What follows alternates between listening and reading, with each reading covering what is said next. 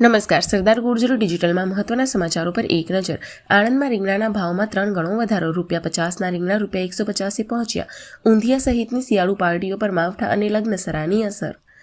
નડિયાદના ચકચારી ધર્માંતરણ કેસમાં મુખ્ય આરોપીના ટ્રસ્ટના ટ્રેઝરર સિમોન ખ્રિસ્તીના આગોતરા જામીન નામંજૂર. ખંભાતના કોલેજ રોડ પરથી શંકાસ્પદ ચોખાના 120 કટ્ટા ભરેલી આઈસર ઝડપાઈ. પુરવઠા વિભાગ દ્વારા તપાસ.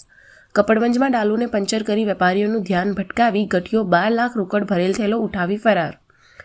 આણંદના સલાટિયા ફાટક પાસેથી ચાઇનીઝ દોરીની 480 ફિરકી સાથે 3 શખ્સો ઝડપાયા.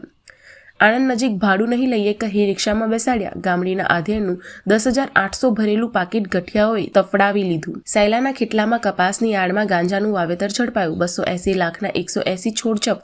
એક આરોપીની ધરપકડ.